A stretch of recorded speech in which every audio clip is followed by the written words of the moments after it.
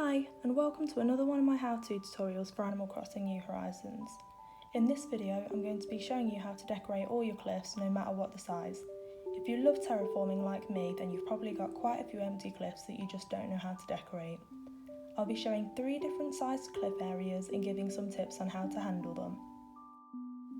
I'm going to start off with this small cliff I have in the corner of my island. The purpose of the cliff was for the small waterfall, and as you can see there is a very limited amount of free space on top of it.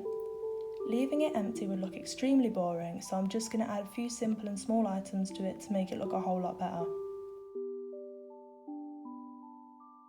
As the area is so small, you want to start with the back and work forward with the items. First, I'm going to place a small table and pop a plant on top of it. I feel like the best way to decorate small cliffs is with a lot of flower and plant items rather than actual furniture. It makes it look cute and a lot less random. I'm going to place a garden wagon in this space in the middle. These are super good to place on cliffs as they include a lot of detail and colours but only take up 2 spaces.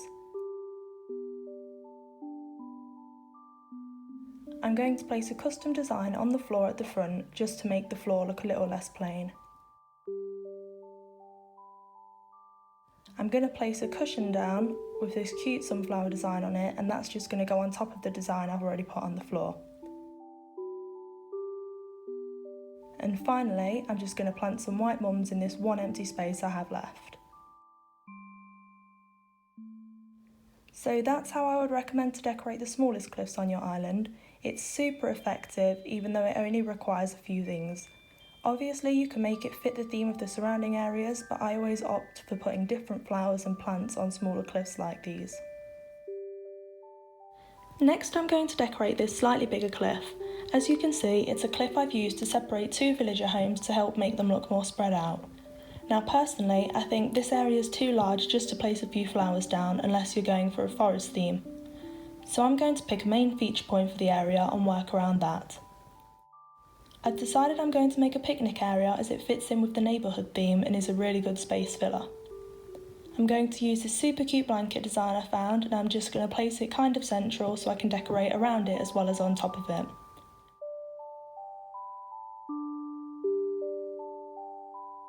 I'm also going to use these designs I have of blanket fringes just to make it look more like a real life picnic blanket.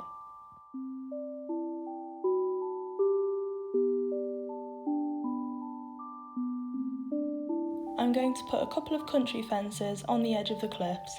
I love placing them on cliffs as it looks more natural and more realistic to have fences at the edges. I'm then going to start to place furniture on top of the blanket. I'm going to start off with a picnic blanket and put it on the top corner to ensure I have plenty of room for other items. Then I'm going to place a log stool as a decorative table. These are super cute and I use them all over my island. Don't mind me while I take ages to move my items around because I don't plan well enough. Then I'm going to add a bit of decoration with the mini cactus set on top of the stool.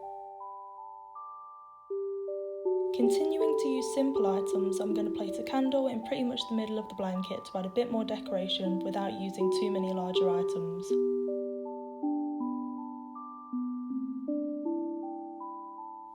I'm also going to place a cushion on the very edge of the blanket in the remaining space. I'm putting it half off the blanket just so it looks a bit more interesting and not too tidy or thought out. Now I'm going to plant a few trees and bushes around the area to add some height and nature.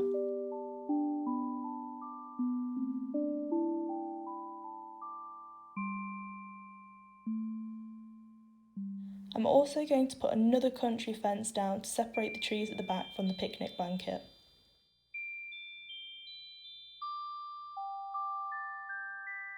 Then I'm going to go ahead and place some flowers and custom designs down on the floor.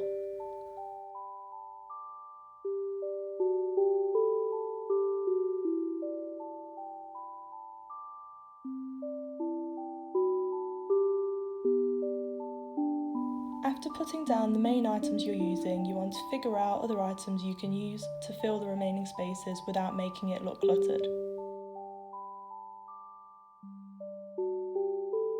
Piles of leaves are good to use in areas like this as they fill up 4 spaces but don't make the area look too busy. I'm going to place another bush just behind this tree to fill the space with more natural things.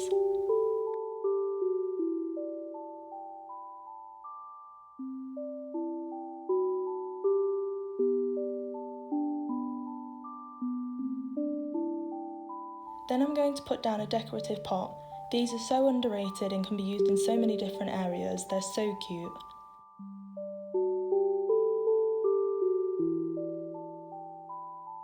Also, I'm going to place a monstera to finish off the area as they're my favourite plant and they also add a bit more height.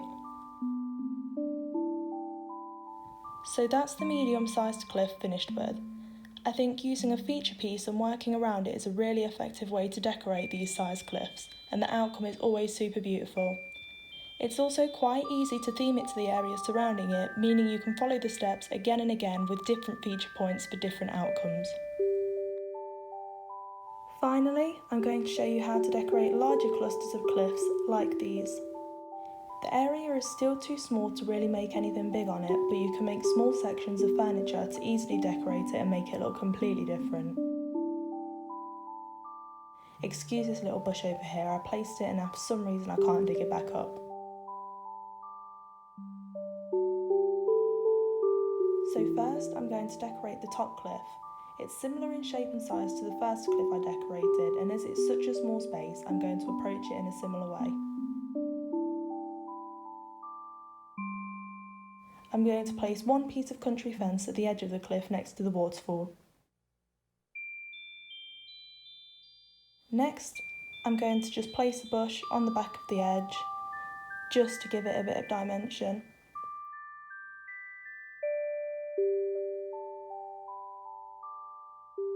Then you should find an item to fill up most of the small space. So for this area, I've gone for the artisanal bug cage from the Bug Off.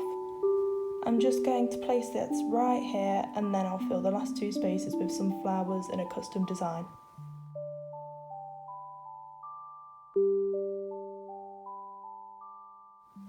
I'm going to do the same on the other side of the river and just put a couple of flowers and custom designs down.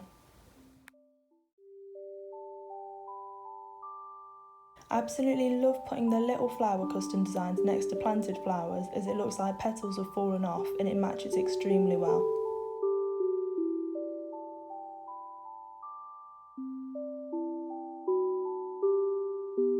Now it's time to do one of the biggest sections of the cliffs. When decorating areas like this, it's easy to get stuck in between items and have to call the rescue service, so it's always best to do little sections at a time. I've decided to make 2 little seating areas and I'm going to start on the right first. I'm going to plant a bush on the edge, again just to separate the cliff from the ground.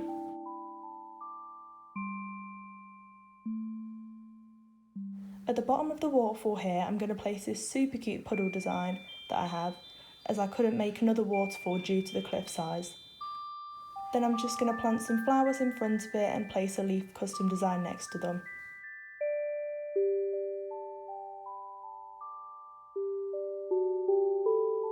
I'm going to use one of my favourite plants again, a monstera, just to create a bit more height in this area.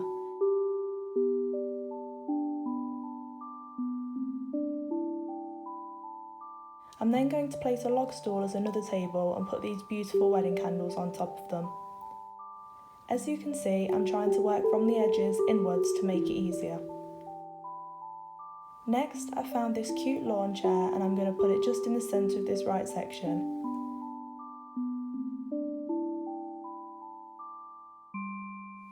I'm again going to put another design on the floor of just some little clovers.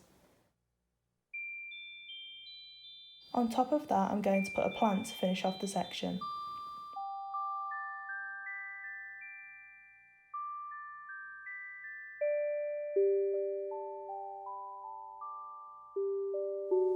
I'm going to place 2 pieces of country fencing at the bottom of the cliff just to add a bit of detail to the cliffside.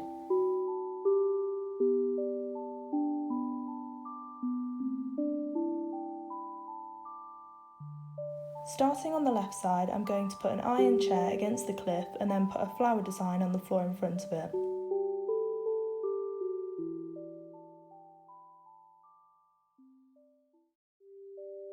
Rather than using another table, I've chosen to put a spinning wheel in front of the chair, placing it half on the flower design. Then I'm going to plant some mums in front of the area, and then that's complete already. Then, of course, just to add height to the area, I'm going to plant a tree right in between the two sections I've just made. Now this middle section is completely decorated, it's time to move on to the last part of the cliffs. This part is slightly smaller, so I'm going to use small and dainty items to decorate it with.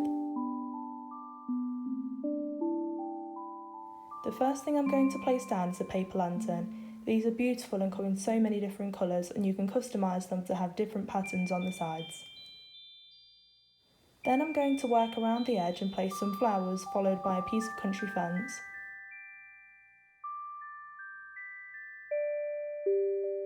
Then I'm going to put another custom design in this space, followed by a bush.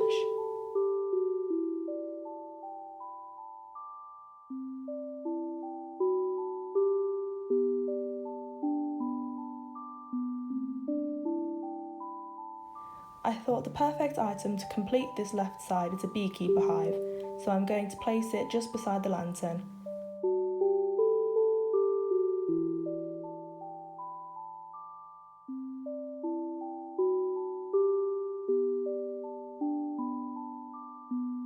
Now to complete this left side, I'm going to plant a tree. This will be the only large object on this side of the cliff.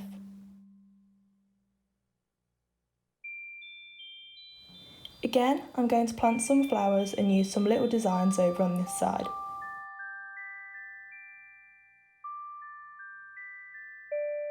I'm going to place a cushion half on the leaf design as I think it looks cute with the colouring of the pillow on top of some fallen leaves.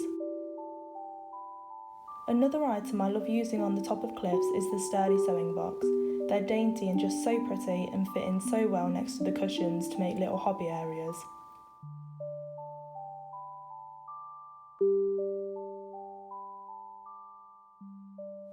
Finally, I'm going to plant another bush right here on the corner of the cliff, and that's the whole area complete.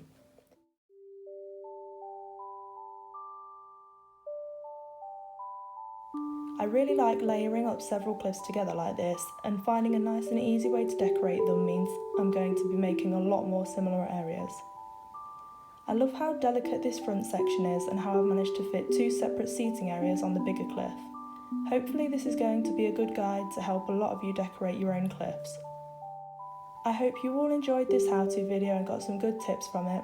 I always really appreciate your feedback, so if you have anything you'd like to say or any requests on more how-to videos, then please leave a comment and let me know. Feel free to subscribe and watch my other videos for regular island tours and how-to videos. See you next time.